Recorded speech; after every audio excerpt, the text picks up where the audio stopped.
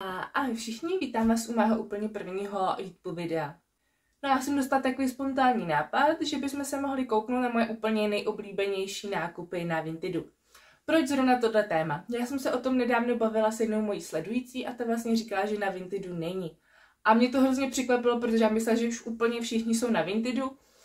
Takže mi to přijde škoda, tohleto téma nějak jakoby neotevřít. A zároveň vlastně na mě furt vyskakují nějaký reelsy, kde jsou prostě různý nákupy a hauly a přijde mi to obrovská škoda nevyužít toho, co už vlastně je a jakože toho je fakt hrozně moc na tom Vintedu. Kdo ještě na Vintedu nejste, tak jsem si říkala, že možná nechám pár věcí na konci videa, na co si dávat třeba pozor, protože bohužel i na Vintedu můžou být nějaký podvody, což mně se skoro stalo se to vlastně mojí kamarádce, takže takový bububu na začátek, ale určitě se ničeho nemáte bát, když budete obezřetný. A jdeme na to. Nevím, jak vy, ale myslím si, že většina lidí začíná na oblečení pro děti. Je to tak jednoduchý, když je to velký, tak do toho děcka dorostou, nestojí to moc peněz. A myslím si, že je to tak jako na snadě ty věci posílat dál. Každopádně o tom si možná povíme taky až ke konci videa, protože já bych se chtěla zaměřit na oblečení vlastně pro mě. Já jsem hrozně dlouho byla proti tomu, že tak nějak jako mi to bylo trošku proti srsti, že už to někdo nosil a bála jsem se, aby mi to nepřišlo nějaký zablešený, zavšivený a podobně. Každopádně vlastně, když jsem tam začala já prodávat věci po dětech, tak jsem si říkala, OK, tak asi jsou tam vlastně lidi jako já, kteří se toho chtějí nějakým způsobem zbavit a většina z nás asi prostě nějaký špindíry nejsme. Tak jsem si říkala, OK, tak jako zkusím se kouknout, jestli bych tam nenašla i něco pro sebe. No a tím, že vlastně se teď snažím udělat i šatník v rámci non-toxic, to znamená přírodní materiály, minimum nějakého polyesteru, akrylu, polyamidu a podobně. A tak jsem si řekla, OK, tak budu koukat na Vintedu. No a začnu kašmírem. Já jsem nedávno viděla jedno reelsko slečny a ta se ptala, kde nakupujete levný kašmír. Takže odpověď Vinted. Ty ceny na tom Vintedu jsou fakt, když jako hledáte, super. Musíte teda dávat pozor, protože oni už ty umělý materiály fakt nadpou úplně do všeho, jo, že jsou tam super kašmír, vlna a pak nějakých 20% prostě polyamidu a já to nechci osobně. Jo. Přijde mi to fakt škoda, že když už tam člověk dává takovýhle pěkný látky, tak tam nacpat tohle, no ale bohužel tak to je. Takže je potřeba fakt vždycky koukat, co na té cedulce je, jestli je to 100% kašmír, případně nějaký mix přírodních látek a určitě se dá najít. A vlastně hrozně mám ráda na tom Vintedu, že si dám kašmírový svetr, velikost, blablabla, barva, a jedu, jo, můžu vybírat. Ten svetr to jsem kupovala úplně jako první. Já jsem ho teda kupovala s tím, že má dírku. Teďko nevím, jestli ji najdu, ona moc není vidět, ale je tam. Ale věděla jsem o toho, prodejkyně to napsala. Takže v pohodě, je to vlastně HM a stál mě asi 600. Kdo víte, jak se kašmír pohybuje, tak je to zhruba 2000 a vejš, takže si myslím, že super. Druhý kašmírový svetr, co jsem si pořídila, tak byl tenhle ten. Co mě na něm nejvíc zaujalo je to, že byl vyrobený na Madagaskaru. A já nevím, jestli to máte podobně jako já, mě hrozně se líbí, když ty věci jsou prostě od někud jinut než z Číny, jako když je to taková země, jakože v životě jsem neviděla nic vyrobeného na Madagaskaru. Tam si představuji, že jsou jenom lemůři a nic. Takže tady mě asi primárně zaujal ten Madagaskar, ale je fakt taky jako příjemný. 100% kašmír. Značka osobně neznám, ale taky, co jsem koukala na nové věci, tak se to pohybovalo prostě v nějakých vyšších částkách. Teď jsem si kupovala čepičku, ta je ještě mokrá, protože jsem ji prala. Každopádně ta je vyrobená ve Skotsku, koukala jsem na tu značku, protože to nějak neznám a je to nějaký Johnstons of Elgin a je tam toho docela hodně od téhle značky. A je to právě vyrobený ve Skotsku, jak jsem říkala. A tam taky si představuju prostě toho týpka v kiltu, jak to tam někde na nějakém trhu prodává. No asi ne, asi to tam šije taky nějaký človíček. A mám to prostě ráda, když je to s takovým příběhem. Co byl za mě poslední dobou super kauf, tak jsou tyhle šaty. Já v zimě právě nosím často tyhle pletený svetrový šaty a většinou je to polyester. Měla jsem teď vyhlídlý, že si koupím od nějaký český značky bavlněný, ale jsou to zase šaty za nějaký 2000, jo. A asi to není nějaká věc, co by člověk jen tak udělal takhle a koupil si je. Takže jsem tam objevila na Vintedu tyhle šaty. Není to čistý kašmír, je to vlastně, jak to tam je, nějaký mix vlna, kašmír a hedvábí, takže samý pěkný věci. No ale co mě na tom zaujalo, tak je vlastně ta značka a jmenuje se to Luisa Cerano a moje mamka kdysi šla na nějaký nákupy do pařížský a dotáhla tuhle značku. Byla celá špatná z toho, že prostě to bylo drahý, že tam nechala strašně moc peněz. A já si pamatuju, že přinesla v oblečení Luisa Cerano. A to jsou věci, co se tam, fakt jsem koukala a pohybuje se to na internetu prostě 5000 a vejš. A hádejte, za kolik já ty šaty mám? Za 300. Takže úplně bomba, i jsem to riskla vlastně, že bych normálně koupila L-ko, tohle to bylo M-ko. Já jsem si říkala, risknu to, 300 mě asi nějak nezabije a sedí mi úplně super. Jako kdyby byla hubenější do nich, tak asi fajn, plánuju zubnout, takže mi to pak bude úplně, si myslím, výborný. Takže jestli chcete kašmír, vlnu, tak Vinted. Co dalšího mi přijde super na Vintedu, tak jsou kožený bundy. Takže tady ta kůže, chápu, že někomu to třeba vadí, že to je ze zvířat.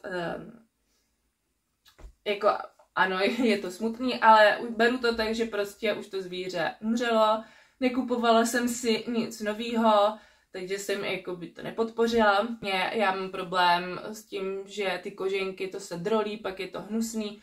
Jsou to zase nějaký mikroplasty a prostě ta kůže je to přírodní materiál.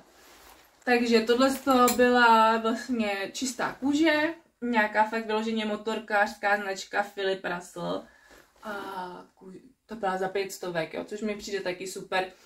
A já teda úplně nevím standardně, jak se to pohybuje, ale u nás tady v obchodě je prostě ta značka Kara a tam je to prostě taky řády několika tisíců, jakože 5000 za bundu, taky bych to za to nedala. Když vlastně všude teď na tom Vintedu se dají sehnat kožený bundy. Fakt musíte dávat pozor, protože někdo napíše kožená bunda a je to koženka, takže zase si říkat od cedulky a jestli to je napsaný a podobně. Takže tady bylo vyloženě napsaný kožená bunda. Co trošku tady bylo blbýho, že ona přišla taková trošku zasmrádla. Ona když kůži necháte prostě někde zatuhnout, tak to tak trošku smrdí. Ale už mi to vyčichlo, dávala jsem to i do krabice s jedlou sodou, tak nevím, jestli to pomohlo, podle mě už to prostě spíš jenom vyčichlo v té skříni. A je fakt jako, že super, je to takový fakt motorkářský look a mně se to moc líbí. Pak jsem chtěla ještě hnědý bundy. Takže to mám 2, stačí mi reálně 1, myslím si, že tuhle tu pošlu jinam, protože mi úplně tak nesedí a tahle je fakt moc pěkná.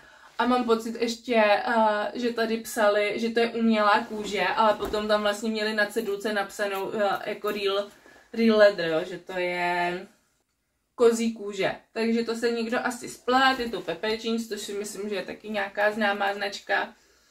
A ta byla, myslím, za 400. Což mi taky přijde docela dobrý. Pak tady mám ještě tu Esprit, která je ovčí kůže. A tu si určitě nechám, ta má fakt jako pěknou barvu, i ta kůže je taková jemnější. A líbí se mi možná i víc ten střih. Určitě mi líp sedí než tohle.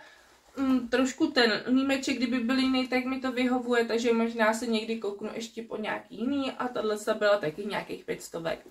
Takže taky mě to nějak nezrujnovalo a hlavně mě se na tom líbí, že když mi prostě něco nesedí, tak, nebo když zjistím, že nenosím, tak to zase pošlu zpátky do světa a úplně mě to tak asi netrápí, jako když bych to kupovala nový. Když jsme u té kůže, tak mně se podařilo na Vintedu ulovit pudla kabelku. Já už měla právě předtím 2 jiný, černou a bílou, a byla jsem s nimi spokojená a přemýšlela jsem o červený kabelce. Říkala jsem si, že vlastně nevím, jak moc ji vynosím, tak se mi za to nechtělo dávat moc peněz. Takže Vinted byl na snadě a našla jsem tam tu červenou. Byla za 1500. Kdo víte cenu furla kabelek, tak ty jsou nějak 4000, 5000 za novou. Takže to byl taky super objev. Já hrozně ráda nosím košile, jo, ale mám všechny prostě takový ten polyester. A chtěla jsem lněnou košili, takže to jsem si vlastně koupila na léto. Jsem měla tuhle tu košili a mně se hrozně líbí, že vlastně třeba je bez límečku. Je to značka nějaká teda neznámá. Asi něco německého, no. Myslela jsem, že to je teda 100% bavlna, oni to tam, teda 100% len.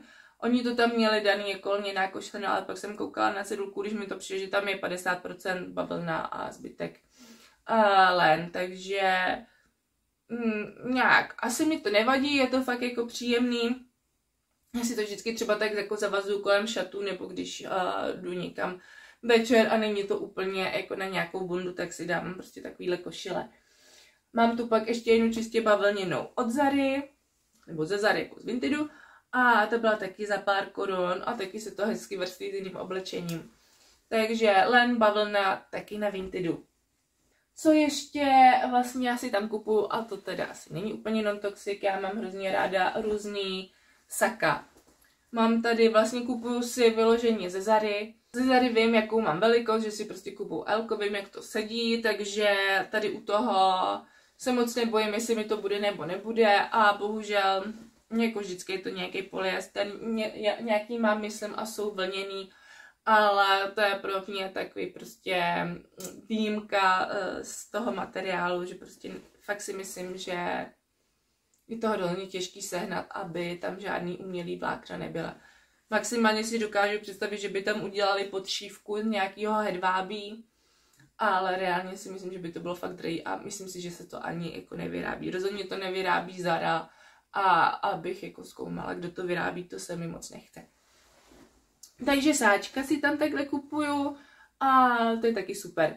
No a když jsme u toho hedvábí, tak vlastně mně se hrozně líbí tyhle ty tílka a saténový, měla jsem je zase z polyesteru, ale že to vypadá vlastně jako noční košilka nebo tričko na spaní, ale nosí se to normálně jako na ven. Už jsem měla vlastně jedno hedvábní triko s Intimissimi, takže jsem zase věděla velikost, jaká mi je, takže pak jsem tam jenom zadala do vyhledávače prostě Intimissimi velikost L a vyhodilo mi to trička. Takže jsem si vzala tohle červený, to bylo taky vlastně docela za dobrou cenu za 300, protože paní říkala, že je tady nějaký flag vzadu. On tam asi někde jako je, ale není to vidět a stejně bych to měla překrytý možná nějakým sakem a tak. Takže hedvábí taky na Vintedu. Vlastně na Vintedu nemusíte skončit jenom u oblečení. Já jsem hledala nějaký omáčník, protože to je vlastně věc, co nemám. A říkala jsem si, to zkusím Vinted, jestli tam něco zajímavého nebude. A říkala jsem si, že bych chtěla i možná nějaký, jako z nějaký porcelánky český, nebo prostě nechtěla jsem vyložit nějakou IKEA nebo něco takového. A neobjevila jsem tam českou porcelánku, nebo možná i objevila, ale nelíbilo se mi to. Objevila jsem tam ten omáčník, který je teda z nějaký německý porcelánky. Takže mně se líbil, že je vlastně takový rustikální. Co mě trošku překvapilo, že to drží vlastně i s tím podnosem. Já myslím, že to bude podnos a omáčník, ale ono je to vlastně hrozně šikovný, že když to nalejváte, tak vám to nenakape na úbrus nebo na stůl, ale nakape vám to tady na ten podnos. Takže to se mi taky líbí. Byl trošku tady špinavý, ale šlo to de facto vyčistit. No, někde mi to tady zůstalo, ale asi mě to nějak netrápí. Možná to bude ještě někdy vzít něčím abrazivnějším. Ale omáčník. Ten teda zase nebyl úplně levný, byly tam levnější. Ale líbil se mi. Líbil se mi vzhledem. A líbilo se mi, že prostě to má třeba nějaký evropský kořeny a není to vyrobený někde v Číně. Takže co je ještě fajn, co jsem tam objevila, tak jsou vlastně organizéry. Já jsem měla, teda přiznám se, vyhlídnutý nějaký organizéry na Temu, takhle bambusový. Ale pak jsem si říkala, hele, tak zkusím, jestli náhodou nemají něco z bambusu na Vintedu. A měli tam vlastně tyhle ty 4, já už mám teda 3 daný někde ve skřínkách, tak vám to třeba ukážu, jak to funguje. A měli je ještě vlastně za levnější cenu, než na tom Temu. Takže to mě fakt potěšilo. A pak mám ještě jeden bambusový, ten mám teda uklizený ve skřínce, tak ten vám taky ukážu. A ten úplně stejný jsem měla taky vyhlídlý na Temu, jo, přiznávám se. Ale nakonec tam byl taky levnější na tom Vintedu. Takže tady jsou ty rozdělovače do zásuvek. Takže to mám takhle. A pak vlastně ještě mám ten organizér. Já jsem to chtěla, je to návíčka od krabiček. Já jsem to chtěla takhle na pánvičky. Já jsem tam sice měla předtím kovovej, ale nějak nemám ráda ty zvuky kovovýho na kovový, tak jsem si vzala takhle bambusovej a jako funguje to tak, jak jsem si představovala. No a co je asi takový můj nejoblíbenější objev na Vintedu, tak je tahle lampička. My vlastně teďko se snažíme svítit v noci těma světlama bez modré složky, ale tím, že máme leskový světla všude, tak nám to tam prostě nejde vyměnit, takže kupuju lampičky. A tahle je úplně, já i kdybych takovouhle hledala, tak já ji nenajdu. Já mám hrozně ráda prostě takovýhle přírodní, jo, když se kouknete, tak prostě já tady mám nějaký tyhle amonity, kameny, fosílie, takže prostě tohle je úplně fakt jako něco, co já bych si hnedka vybrala, kdybych to viděla v obchodě. Je to Zara Home. Kdo víte, jak se ty částky u Zary Home pohybujou, tak to je prostě lampa, která mohla nová stát 5000. Já ji teda kupovala od paní z Polska a kupovala jsem to za 2000. Jo. Byl to trošku risk.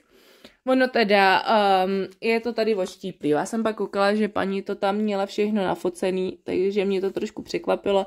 Ale ono to reálně moc není vidět a asi i kdybych prostě to věděla nějak jako víc, nebo víc si toho všimla, tak bych si tu lampičku koupila, protože fakt mám hrozně ráda tyhle takové jako netradiční věci a je to fakt pecka.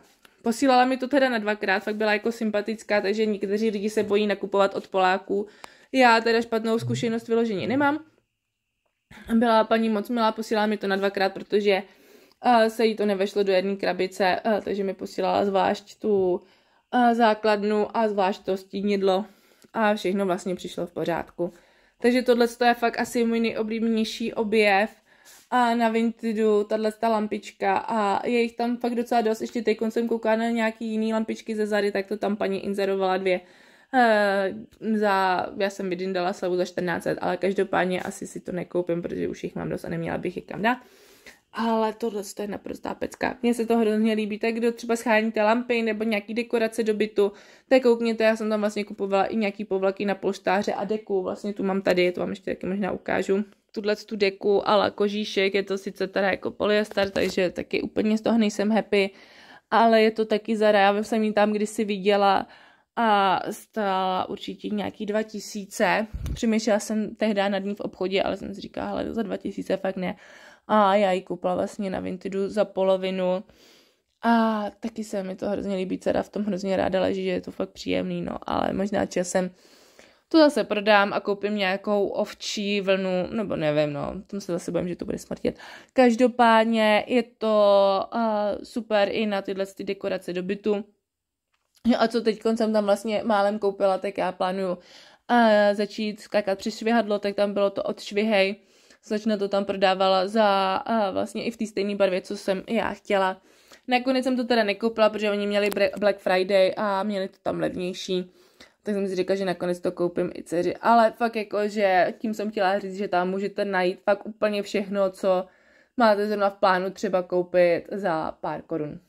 Takže pokud na Vintedu nejste a zakládáte ho, tak docela a na to cílí podvodníci. Protože si říkají, ty lidi neví, jak to funguje a vlastně já, když jsem si po delší době zakládala ten Vinted, tak se mi to taky stalo. Že nahrála jsem tam věci a najednou prostě někdo, že to chce koupit a ať mu pošlu e-mail, že prostě to kupuje a chce mi poslat asi nějaký peníze nebo nějaký potvrzení pro dopravce. A tím, že jsem nevěděla, co tam, ono to teda potom Vinted to posílá i do zprávy, nějaký jako úvodní, ale reálně někdo to čte, já jsem to teda nečetla. Asi kdybych to četla, tak jsem si nějaký možný pochybnosti odpustila. Takže vlastně já jsem poslala tomu člověku ten e-mail a on mi poslal jakoby screenshoty, obrazovky, ale vypadalo to fakt jako, že od Vintedu, jo, prostě bylo tam Vinted a že vám přijde e-mail, že možná přijde jako do spamu a prostě ať to prokliknete a vyplníte dopravu. Říkala, aha, fajn, tak jako jdu se kouknout, přišlo něco do spamu, i jako jsem koukala schválně na to odesílatele, protože nás v práci docela jako školej na tyhle ty podvody.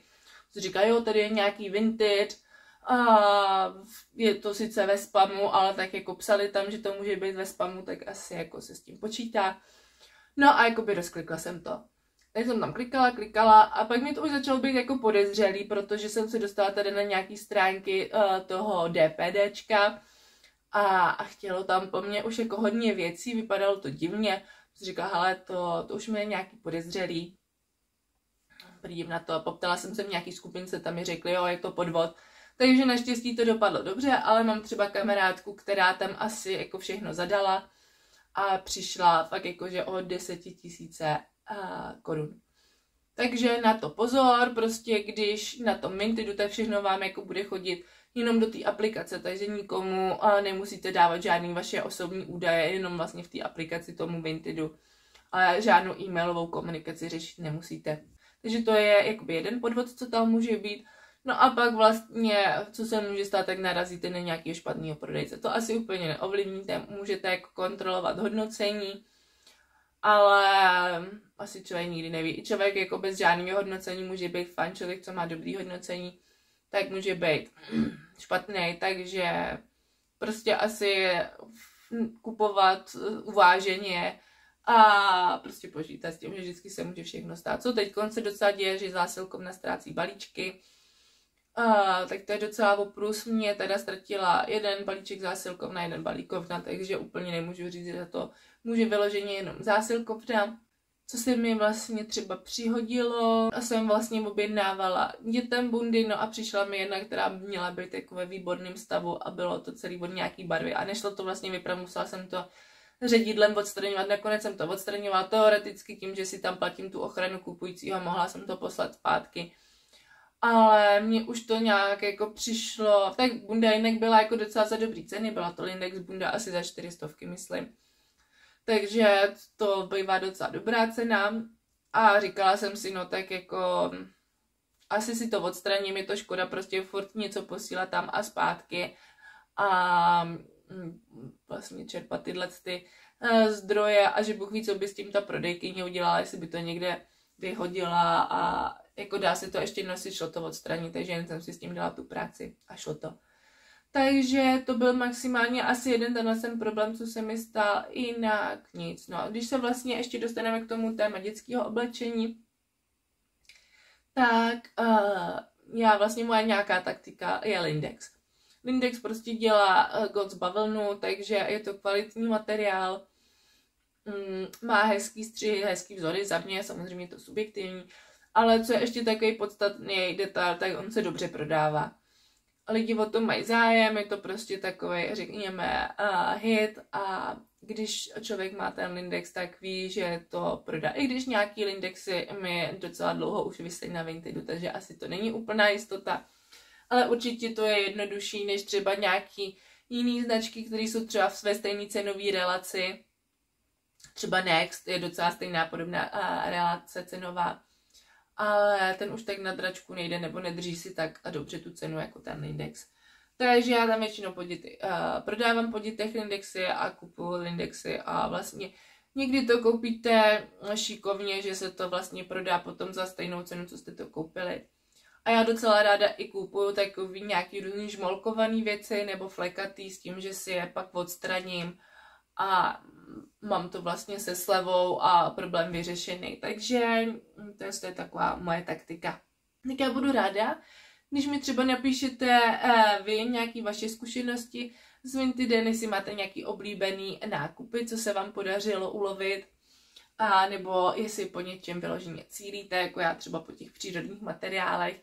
Teď si říkám, že možná zkusím i nějaký boty risknout. Já jsem teda boty zkoušela jenom u dětí kupovat, u sebe zatím ne, ale tím, že většinou si kupuju boty Rikry, tak už to mám taky jakoby vyhmát nějakou velikost a jak ty boty zhruba sedí, jak jsem si říkala, no tak třeba bych mohla risknout nějaký boty. Ale ještě úplně nejsem o tom přesvědčená, takže uvidím. Tak budu ráda, když mi třeba napíšete vaše zkušenosti, co vaše nejlepší úlovky jsou, nebo jestli se vám staly nějaký problémy, nějaký podvody a tak. Tak díky moc za pozornost, mějte se hezky a ahoj.